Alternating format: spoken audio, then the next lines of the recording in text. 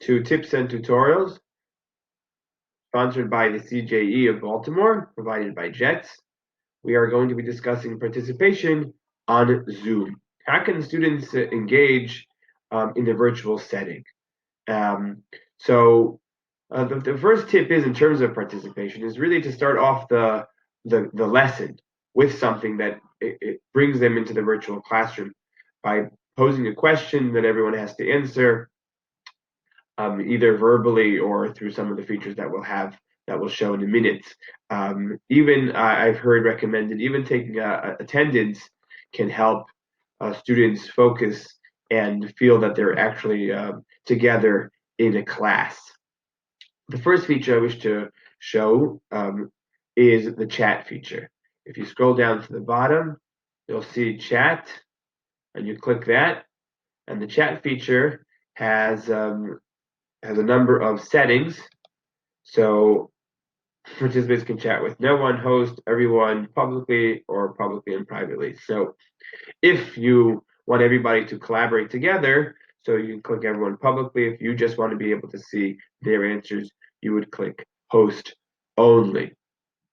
So if you simply ask the students a question and say, please respond in the chat, then that's a way for everyone to respond to your question and to participate, which is actually sometimes a little bit more interactive than your physical classroom. In your physical classroom, you can ask and maybe call on one or two people, one or two students, but here you give the opportunity for all students to respond to your answer, and even other students are now seeing other students' responses, which then can create a sense of a collaboration in this classroom.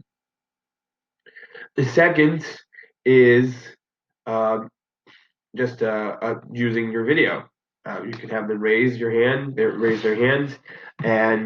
or you can actually have them participate by bringing things to show. If you're in kindergarten class or Kita Aleph, and you're teaching them some of the letters, and you're teaching them Reish, you can have them bring something to the computer, to the tablet, and say, find something in your house that begins with Reish, and they'll bring it. It'll give them some excitement, and it'll have them participate in the lesson. The last aspect of participation that we should to talk about here, this feature actually is found in participants, in two places. It's found in participants, as well as on the bottom row here, reactions. What you can do by participants is you can have them click a few different responses. If you're teaching math in first grade or second grade or any grade, and you give a question, what's 4 plus 4? Does 4 plus 4 equal 8? You don't want everybody to yell at once. You've muted them all, so you can have them click yes or no, and then it'll appear up here. You'll see by their name, yes or no, and you will be able to see who answered correctly, who did not answer correctly. You can clear it. You can have them go faster. They can ask you to go faster, to go slower, or you can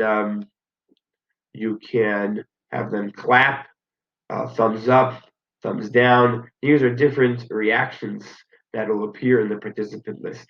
If you have them click the reactions here, it'll appear actually on the screen here. So these are different ways of having the students participate in your virtual classroom setting. The more they're engaged, the more they're participating, the more enjoyable, the more learning that will be done. Hatzlacha.